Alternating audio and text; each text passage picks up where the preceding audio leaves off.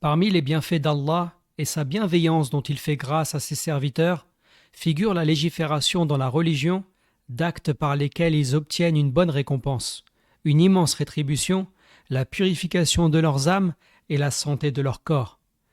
L'une des plus nobles prescriptions qu'a prescrite l'Omniscient, le Sage, à ses serviteurs n'est autre que la prescription du jeûne. Allah exalté soit-il a dit, selon la traduction des sens du verset, « Ô vous qui avez cru, le jeûne vous a été prescrit comme il a été prescrit à ceux qui vous ont précédés, ainsi atteindrez-vous la piété. » Ce noble verset est un appel du miséricordieux aux gens de la foi, dans lequel il les fait prendre conscience de l'importance de cette prescription de nombreuses manières. Parmi celles-ci, le fait qu'Allah ait prescrit cette adoration à toutes les communautés avant nous. Il y a en cela une incitation à s'y conformer, une allusion à ses mérites et son honorabilité, une indication des nombreux bienfaits de l'accomplir et de l'amour d'Allah pour cette adoration et pour ceux qui la pratiquent. C'est pour cela qu'il l'a prescrite à tous ses serviteurs, afin qu'ils bénéficient des bénédictions et des récompenses qui en découlent. L'un des points qui démontre l'importance de cette prescription est qu'Allah, exalté soit-il, a fait de la crainte pieuse la raison de la prescription du jeûne. Et la crainte pieuse est la recommandation qu'il nous a faite, ainsi qu'à ceux qui nous ont précédés. Comme il dit, exalté soit-il, selon la traduction des sens du verset, « C'est à Allah qu'appartient tout ce qu'il y a dans les cieux et sur la terre. Nous avons recommandé à ceux qui ont reçu le livre avant vous, ainsi qu'à vous-même, craignez Allah. » Aucun doute que les versets du noble livre ont précisé l'exclusivité des pieux quant à l'acceptation des bonnes œuvres ici-bas et la réussite dans l'au-delà. Le jeûne étant une voie menant à la crainte pieuse, Allah l'a prescrit à ses serviteurs, les premiers ainsi que les derniers. De cette manière, il apparaît aux serviteurs éveillés l'éminence de cette adoration dont Allah a fait l'un des piliers de l'islam. Puis il a fait découler de celle-ci des récompenses qui montrent l'amour qu'il lui porte, et des mérites dans cette vie et dans l'au-delà particuliers aux jeûneurs qui s'en réjouissent et les incitent à en faire plus.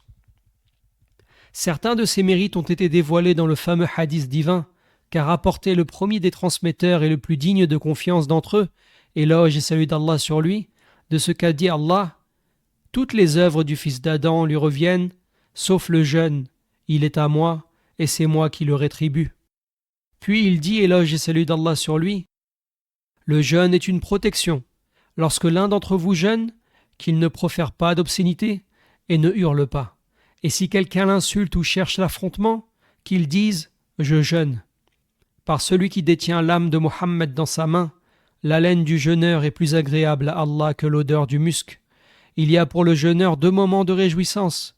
Lorsqu'il rompt le jeûne et lorsqu'il rencontrera son Seigneur, il se réjouira du jeûne qu'il a accompli. Rapporté par Al-Bukhari et Muslim, d'après Abu Huraira, qu'Allah soit satisfait de lui. Et dans une version d'Al-Bukhari, Allah dit « Il délaisse sa nourriture, sa boisson et ses passions pour moi. Le jeûne est pour moi, et c'est moi qui le rétribue, et la bonne action en vaut 10. » Et dans une version rapportée par Muslim, se trouve l'explication du sens de ce hadith. Toutes les œuvres du fils d'Adam sont multipliées. La bonne action en vaut 10, jusqu'à 700 fois. Allah a dit « Sauf le jeûne, il est pour moi, et c'est moi qui le rétribue. Il délaisse ses passions et sa nourriture pour moi. » Il nous informe que sa récompense pour le jeûneur n'est pas uniquement l'équivalent de 10 bonnes actions, ni de 700, mais il le rétribue d'une récompense cachée, sans compter. Car le jeûneur a caché l'adoration qu'il a accomplie sincèrement pour son Seigneur, recherchant son agrément, espérant sa récompense, craignant son châtiment. Son intention n'est pas entachée d'ostentation. Il n'espère pas de celle-ci une part de ce bas monde, que les gens se rapprochent de lui ou qu'ils lui fassent des éloges. Que pensez-vous alors d'une adoration qu'Allah s'est attribuée ainsi que sa rétribution, d'une attribution d'honneur? L'un des mérites du jeûne énoncé dans ce hadith est qu'il est une protection, autrement dit un refuge, un voile ou une prévention pour le jeûneur contre le feu de l'enfer, car l'enfer, qu'Allah nous en préserve, est entouré par les passions, et les passions sont ravivées par la satiété et l'épanchement. Le jeûneur délaissera donc ses passions, par faiblesse du shaitan et de son âme qui l'incite aux mauvaises actions, et ne désobéira donc pas à son Seigneur. C'est comme s'il s'était préservé des péchés. Le jeûne est donc une protection dans ce bas monde contre les péchés et dans l'au-delà contre l'enfer. Un autre des bienfaits mentionnés dans ce hadith bénéfique est que l'haleine du jeûneur est plus agréable à Allah que l'odeur du musc. Et l'haleine a l'odeur des gaz qui remontent de l'estomac vide à cause du jeûne. C'est une odeur répugnante pour l'odorat des hommes dans ce bas monde, mais elle est appréciée auprès d'Allah, exalté soit-il, du fait qu'elle émane d'un acte d'obéissance à Allah dans l'espoir de son agrément, tout comme le sang du martyr le jour de la résurrection. Il viendra en saignant, cela aura la couleur du sang, mais l'odeur du musc. Parmi les mérites du jeûne rapportés dans ce hadith se trouve la joie qu'éprouve le jeûneur lorsqu'il rompt son jeûne et celle qu'il éprouvera lorsqu'il rencontrera son Seigneur. En effet, quand il rompt son jeûne, sa joie est liée à la prédisposition naturelle qu'a l'âme à se tourner vers ce qui lui convient comme nourriture, boisson et rapport charnel. Mais si, à un moment donné, ces choses-là lui sont privées, puis qu'elles lui sont de nouveau permises, l'âme se réjouira alors qu'on lui autorise à nouveau ce qui lui était interdit, surtout si elle en éprouve un grand besoin. Qu'en est-il alors si l'empressement de rompre le jeûne est une chose qu'Allah le Très-Haut aime et pour laquelle le serviteur est récompensé? Quant à la joie qu'éprouvera le jeûneur lorsqu'il rencontrera son Seigneur, elle est due à la généreuse récompense de son jeûne qui lui avait été réservée et qu'il trouvera auprès d'Allah. Récompense d'ailleurs dont il aura énormément besoin le jour de la résurrection. Et ce, conformément à la parole du Très-Haut, rapportée dans le hadith divin, sauf le jeûne, il est certes à moi, et c'est moi qui le rétribue.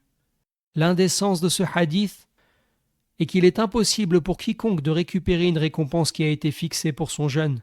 En effet, Allah continuera de récompenser la personne concernée jusqu'à ce qu'il entre au paradis où sa récompense lui sera attribuée.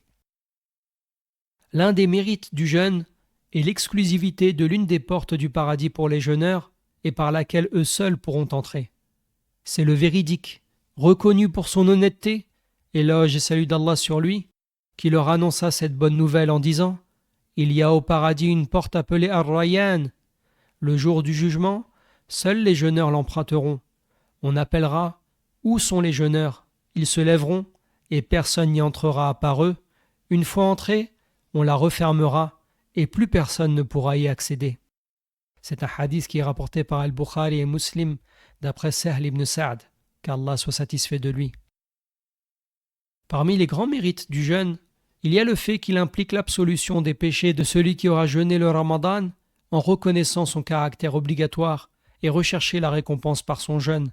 Cela est également vrai pour celui qui aura jeûné des jeûnes surérogatoires dans d'autres mois. Le prophète, éloge et salut d'Allah sur lui, a dit « Quiconque jeûne le Ramadan avec foi et désir de la récompense, ses péchés antérieurs lui seront pardonnés. » C'est un hadith qui est rapporté par Al-Bukhari et Muslim d'après Abu Huraira.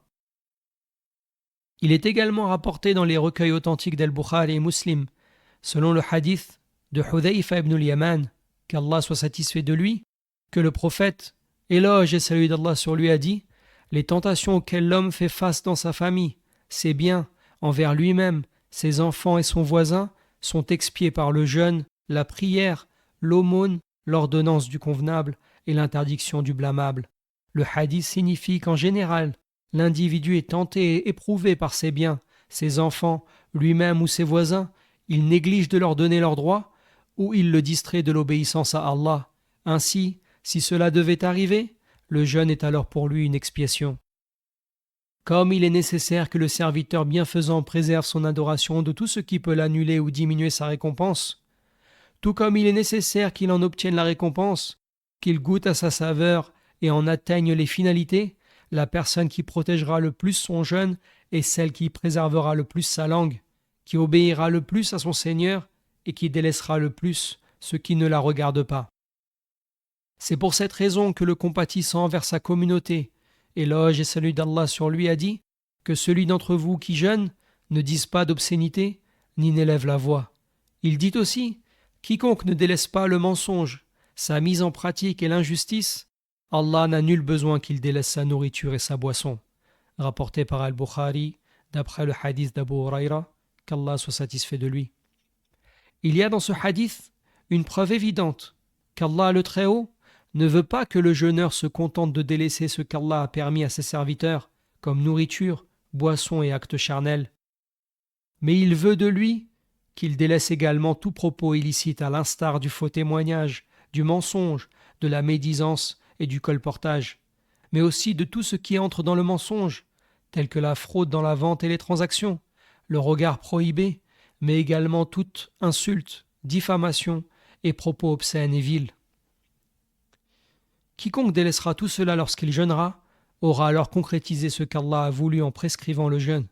Il aura ainsi bénéficié de celui-ci.